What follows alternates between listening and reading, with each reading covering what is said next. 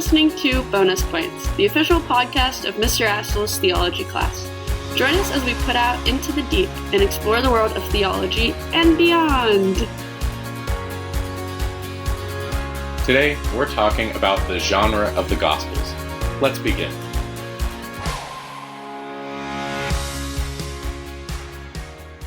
Well, welcome to another episode of Bonus Points. Today is our first ever guest speaker episode, but we'll get to that in a minute. First, as always, make sure you subscribe to Bonus Points wherever you listen. Make sure you share this episode and the show with a friend. And check out our website at bonuspointspodcast.com. There you can submit ideas for future episodes. You can ask questions for our next episode of Question and Astle. And you can even suggest others to appear on a future guest speaker episode. I'm joined today by my friend Jonathan Allard. Jonathan is an ER nurse who loves to learn more about the faith and study theology.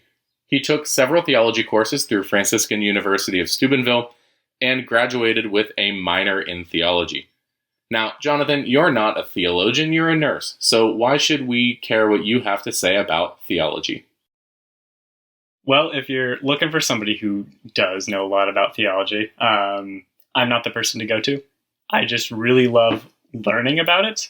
And I can say that the minor that I got in school, I don't remember a lot from it. But I had a ton of fun taking the courses. And I always am looking to learn more about the God who created me, the God who loves me, and my God. And theology is the way that I feel that I can get closer to Him. That and through prayer, through learning about the liturgy and how to worship Him and how we're taught to worship Him. So it's just a little hobby of mine that I've picked up over, I guess, my short life so far. So this actually is really good for my students to hear, because I would imagine many of them are not planning to make theology their career in any form. But that doesn't mean that it's not something that they can have an interest in and something that they can learn more about. So I think you're a good example of that, of somebody who, you're proof that you don't have to, you're allowed to like theology even if you're not trying to make a career out of it. So you're a nurse, and so you've spent a lot of your academic life studying the sciences, but you also take your faith seriously and you like to learn more about it. Do you ever experience any kind of tension or conflict there, especially between your study of science and religion, or between faith and reason? When I was younger, I thought they conflicted a lot. Going through public school and all the science classes, we heard a lot that evolution is a pretty proven thing, and it was contradictory to the Bible. But that was the public school talking, and I bought into that. So I grew up thinking, am I even allowed to believe in evolution? And I remember getting posed the question by one of my peers when I was in 8th grade. So I was pretty far along in public school. And he said, "Do you believe in evolution?" And I didn't really have a good answer for him. So I just said, "Show me the proof." And I have since learned that actually you can believe in evolution, and it's not going to completely disprove all religion if you believe that that's a thing. So just to make it abundantly clear, we are allowed to believe in evolution, right? As Catholics, there's no conflict between the two. And if you've taken my Old Testament course, you remember talking about that. So that's fantastic. And Jonathan, you're here today to talk about the genre of the Gospels. Which is fitting because we're just finishing this series on how to read the Bible. And so this kind of continues that nicely. So if you want to go back and listen to more of that series on how to read the Bible, make sure you check out episodes 23 through 26. Now, to talk about the genre of the Gospels, we should probably start by defining our terms. So just in general, not even necessarily specific to the Bible, what does the term genre mean? It's maybe an English quiz for you. Well, that's something that I didn't study in college. So genre, when I hear genre, I think of, is it fictional? Is it non-fictional? That's the main ones. But then you have things like biographies, you have fairy tales, you have other genres. Yeah, just about it. But even just with those two, like a biography and a fairy tale are meant to be read very differently. So in a sense, it's almost like genre talks about the purpose of a writing or how we're supposed to approach it as the reader, right? Like we shouldn't pick up a history book and a copy of Grimm's fairy tales and say, yes, these are the same thing. We should read these exactly the same. Right. And a genre is almost like the author's intended purpose of the book. So an author could write a book thinking, I just want to tell a good story and have people enjoy it. Some authors might be more of a scholarly approach where they're talking a lot about ideas. You get a lot of philosophy books. They aren't necessarily biographies because they aren't really written about a person, but they're a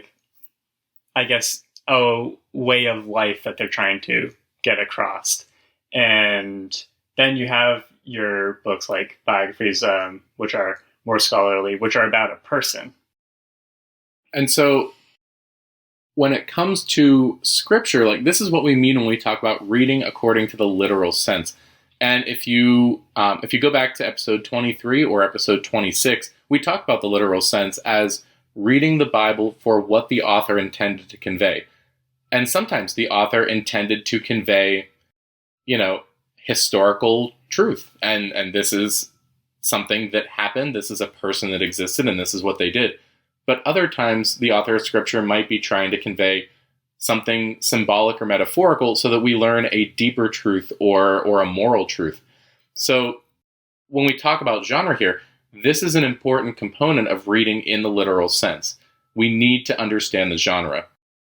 So how can we tell, and again, we're not even necessarily just talking about Scripture right now, how can we tell what genre a piece of literature might be?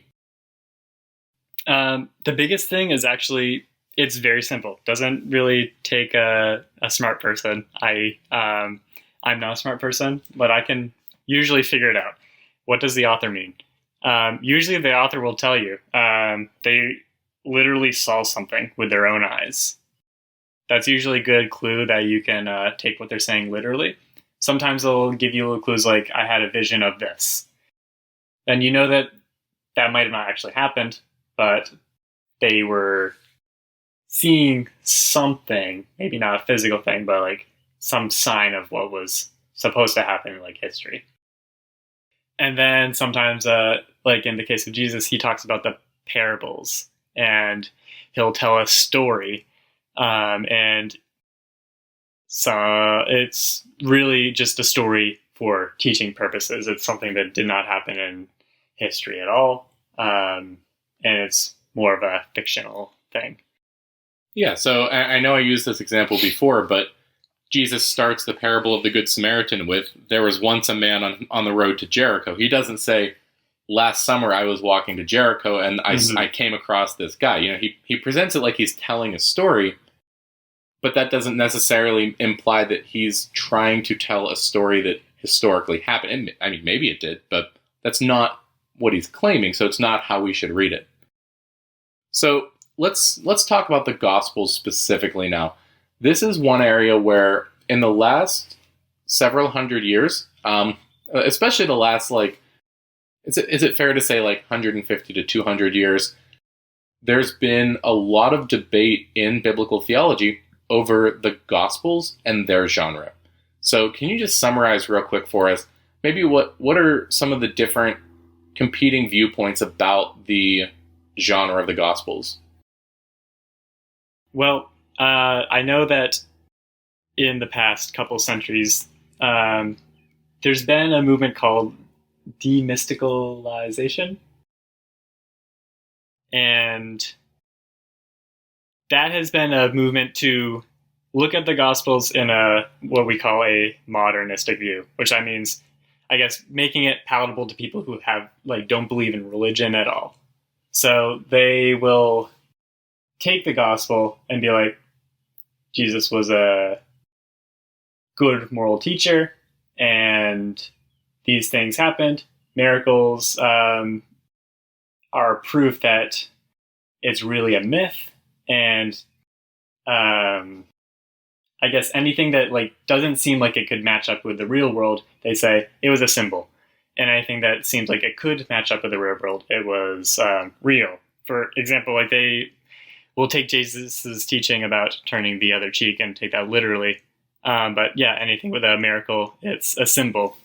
But then you have people who are against the modernists, and you have the opposite end of the spectrum. So people who are more fundamentalist, they'll take something literal, like creation in 6 days. But then, ironically, they take something like Jesus saying, "This is my body," when he's talking about the Eucharist, and say that's a symbol. So it's kind of there has to be a way, I guess, to really see if there's what should be taken literally and what shouldn't. And that comes a lot down to what we were talking about earlier. Was the person saying that they literally saw this with their own eyes? Like Jesus saying, "This is my body." He usually would have said, "This represents my body." But he chose those specific words, "This is my body." And in that passage as well, that's the bread of life discourse in John 6, he intensifies his language when the crowd, so the crowd, just like us, sometimes doesn't know how to interpret what Jesus says, and they question him. They kind of follow up. They say, "You didn't mean that, right?" But what we see is Jesus continually intensifies his language. So that would at least seem to imply that when Jesus is speaking in John 6, he's intending his audience to take him literally. So it sounds like what you're saying is we can't just put a kind of a blanket over the entire Bible because it was written over hundreds of years by dozens of authors, and they may have had different intentions. So let's go back to modernism. And again, when we say modernism, that's a specific sort of academic school of thought. We're not talking about modernity. That's different. So you said that the modernists will say, they'll look at the Gospels and they'll look at anything supernatural and say, therefore, that part was obviously added, that part is mythical, that part is not true. That's what Thomas Jefferson did. The Jefferson Bible, he went through and cut out all the miracles. It seems to me, I want to hear your thoughts on this, but it seems to me like that's kind of circular reasoning. Like they're looking at this and saying the supernatural parts are false, therefore the supernatural parts are false. It doesn't seem like they're proving their thesis by looking at the data, which is scripture. It seems like they're beginning with the conclusion that the supernatural is false, and therefore any data which would seem to support the opposite conclusion has to be discarded. Right. What would you say about that? Well, yeah, they're looking at scripture with the presupposition that miracles are false, and it's not supported by anything, except for that they have to be false because they just can't imagine them being real. And so that kind of goes back to what we said at the start. That's just bad science, right? Correct. And when we talk about science, we tend to minimize it to just designing experiments that follow the scientific method. But in the most basic classical sense, science is just when you take data and then interpret that data to draw conclusions. For example, the data right now, I'm hearing a loud noise outside that I'm sure you can hear as well. Based on, well, you definitely heard that one. Based on what else I know, I'm going to interpret that data and draw the conclusion that the garbage truck is out there emptying the dumpster. So when you take the Gospels and begin with the conclusion that nothing supernatural is real, and then on that basis discard any evidence to the contrary, that's going backwards. That's bad science. It's bad academics. It clearly is not intellectually sustainable. That said, even if we are going to say that the modernist conclusion is not viable, that doesn't automatically prove the opposite. It doesn't automatically prove that the Gospels are historically trustworthy if we just show that the argument against it is bad. So let's look at the data. What do the Gospels show? Like, if we're trying to establish the genre, are they biographies? Are they historical? Are they mythical, fairy tales? How are we meant to read the Gospels? What evidence do we find? Well, there's this guy who was doing a scholarly work back in the early 90s. That's 1990s? Just to... Yeah, 1990s. Okay. Not the 1890s, although that would probably work too. In fact, you're a 90s kid. Mm-hmm. 1990s. Actually, before I get into the story, I guess the one thing I'd like to add on is there's a lot of early church father writings that date back to the first century that talk about the genres of scripture. And for some reason, in the past 200 years, these people have completely thrown out what they said and said they had no idea what we're talking about. But me, 1800 years later, I know what Jesus really meant. So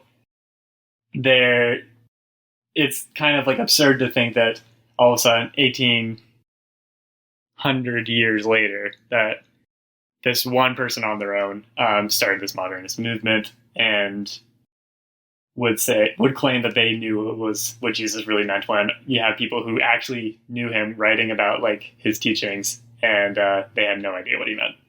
It's arrogant almost, isn't it? It's intellectual pride to say, everybody who came before us was stupid. And you see this not just in biblical theology. This is a bias that we find oftentimes in history as well, where it's called Presentism, the idea that modern people are smarter than people who came before. When in reality, they were just as smart as we are. They might not have had our technology, but that doesn't mean they were stupid. So it's unbelievably arrogant for somebody to say, generations upon generations who studied this same text that I'm studying, who lived it every single day. Even before the printing press, you had somebody who was illiterate. They were immersed in the scriptures. They heard them in the liturgy. They lived them day in and day out as the different feasts and traditions. It's almost like I can't believe that there are people who actually will then say all of them were wrong, but I finally got it right. And that comes up over and over again in church history. So many figures arise and they say, everybody who came before me got it wrong. I finally figured it out, so you should follow me instead. To be fair, this isn't a new problem. Scripture warns against this. Scripture has a lot to say about false teachers that will come along and claim to teach a new gospel. And this is sort of the academic version of that, is people who say everybody else who ever tried to understand the Bible was stupid and superstitious, but we finally got it. So when we look at the Gospels, there's evidence that helps us to figure out how we are meant to read it. And so the Church Fathers understood that, and you were about to talk about a more recent author from the 1990s, I believe. Right, so back to Richard Burridge. He was a figure that I learned about through one of my theology courses that I took while I was in college. And from what I remember hearing about him, he was more atheistic earlier on in life. And he was following more the modernist interpretation of the Gospels. And he was a priest in the Anglican Church. He was wanting to have, a representation of the Gospels that is more palatable to the people that he'd be interacting with. So he embarked on this study of the Gospels in relation to other works of literature at the time, and he was comparing the genres. He wanted to show that the Gospels were a myth, especially in the parts of the miracles, so he can make it something that was more believable to people in this modern day who seem to reject the presence of miracles and anything that really can't be completely explained by science. And as he got further along in trying to prove it, he noticed that the genre that they most resembled were biographies of that time. And yeah, So when we hear the term biography, we tend to think of a particular format, right? Like I think of, his name is escaping me now, but he's written biographies of basically every influential American ever. He wrote about John Adams and everybody else ever. McCullough. Oh yeah, McCullough. Is that how you say it? McCullough. Yeah, him. He wrote biographies. And when I think of like the biographies that I've read, and then I compare that to the Gospels, honestly, they don't seem to be very similar. They don't have the same structure. I mean, 2 of the 4 Gospels don't even mention Jesus' birth, and the 2 that do mention his birth and then immediately skip to when he was 30, which he dies at 33. So, these Gospels leave 10 times more years of his life totally silent. Whereas with the biographies that I've read, they're going to start with his birth. They might even start a generation or 2 back, but they're a pretty consistent record, especially of childhood and formation of how the person got to be who they were. Is that a fair contrast there? That how is he going to find that the Gospels are biographies when they're so different from a modern biography? Right. Yeah. So he wasn't picking up books like Who Was Harriet Tubman or Who Was Louis Armstrong, where they talk about their birth and give a ton of details about their childhood, what got them into their career, or and it gave like every part of their life just about an equal portion of the book.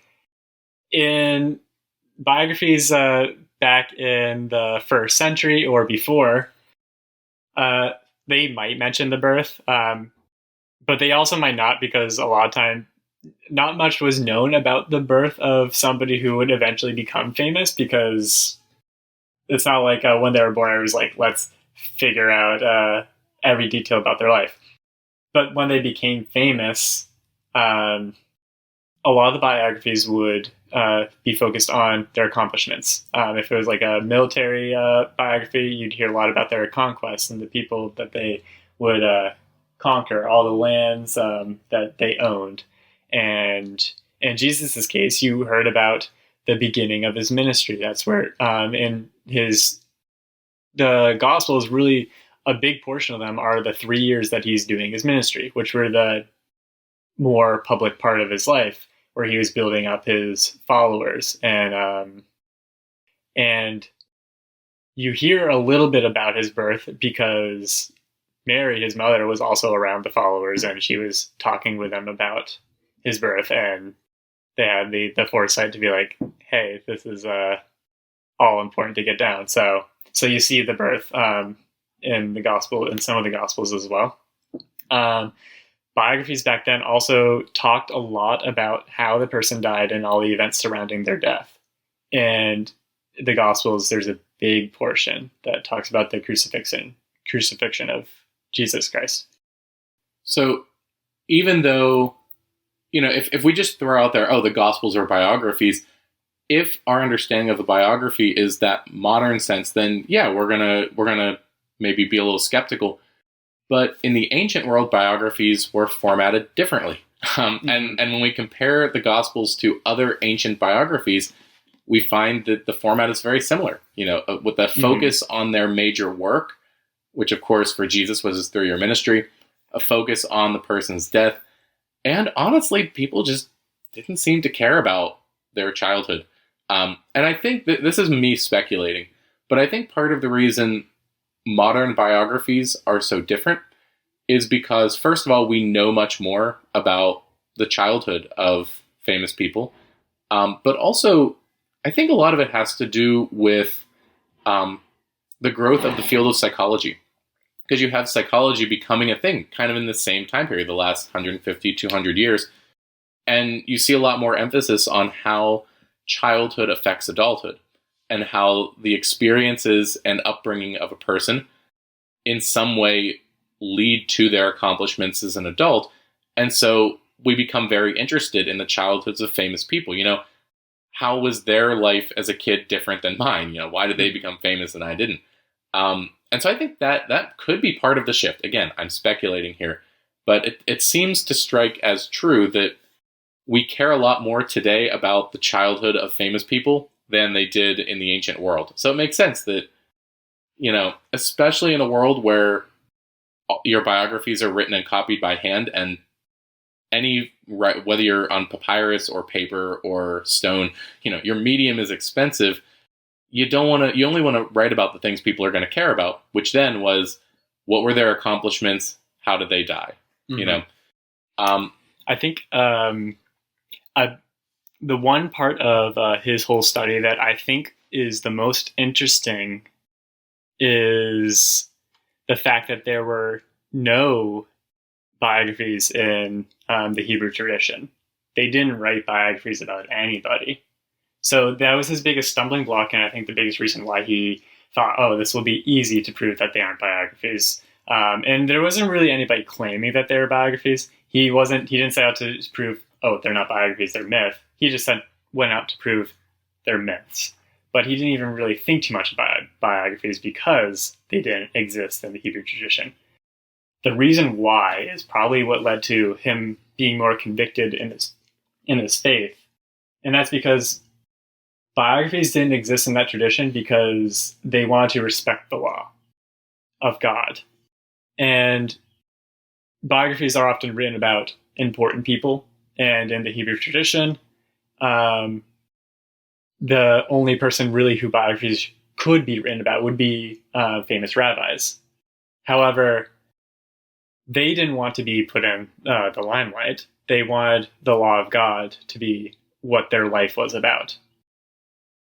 And as he learned more and more about why the heck is this work of literature that seems like a biography existing in the Hebrew tradition and written in Hebrew, was because it actually was about the law.